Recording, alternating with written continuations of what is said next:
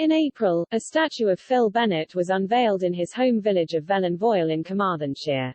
It was a physical manifestation of the former Llanelli, Wales and British-Irish Lions fly half's legacy, although his place in rugby's pantheon of greats had long since been secured. Bennett, who has passed away at 73 after a battle with illness, will never be forgotten. With his jinking sidestep and running ability, no one else embodied Welsh rugby's traditionally adventurous approach and carefree spirit quite like him. Only Barry John and, more recently Shane Williams can claim to have come anywhere close. A working-class hero to many in Wales, Bennett's outrageous individual brilliance was best summed up when he faced New Zealand with the Barbarians in 1973.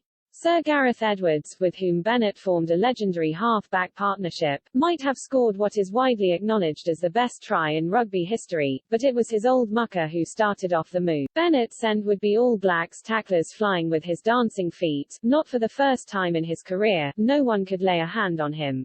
Bennett hit his peak between 1974 and 1978. His on-field exploits saw him become a key figure in the famous Welsh side of the 1970s alongside Edwards, Gerald Davies, J.P.R. Williams and John Dawes among others. He won 2 Grand Slams with Wales in what was then the Five Nations and in 1974, was part of the heroic, unbeaten Lions side that claimed Test victory in South Africa.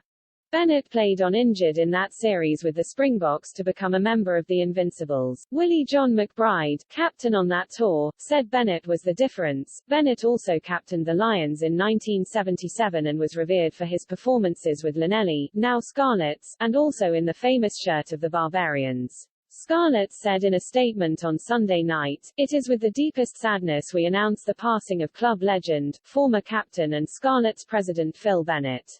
Phil passed away peacefully at his home on Sunday evening surrounded by his close family. Our thoughts are with Phil's wife Pat, sons Stephen and James and family and friends at this incredibly sad time. Widely regarded as the greatest player to wear the Scarlets jersey, Benny played 413 times for Llanelli RFC from his debut against Swansea at the age of 18 to his final appearance at his beloved Stradey Park in 1981. Bennett retired from international rugby at just 29 in 1978 after leading Wales to a Grand Slam and carried on playing for Llanelli. Without him, Wales went into a steep decline. A man of the people, Bennett became a sports development officer for Carmarthenshire Council after retirement, having been a steel worker as a young man. He was inducted into World Rugby's Hall of Fame in 2005. Bennett might not have been the biggest, but he took no prisoners and never a backward step. He thrived in Wales' famous number 10 jersey after the sudden and shock retirement of John. Before facing England in 1977, Bennett famously told his Wales teammates, "Look what these have done to Wales. They've taken our coal, our water, our steel, they buy our homes and live in them for a fortnight every year. What have they given us? Absolutely nothing. We've been exploited, raped, controlled and punished by the English, and that's who you are playing this afternoon." Such febrile parochialism might make you think of Bennett as a man whose company you wouldn't want to share. The opposite is true. Bennett was always approachable and vivacious. He was accessible and never afraid to share his thoughts on rugby.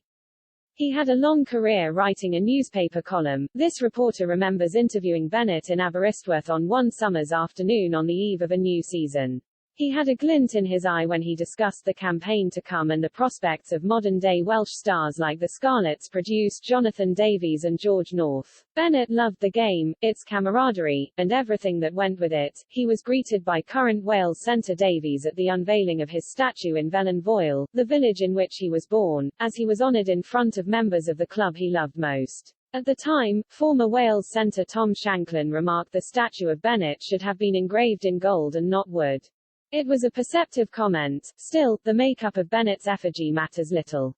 He will always be remembered as not only one of the best to have ever pulled on a Wales shirt, but also to play rugby at all.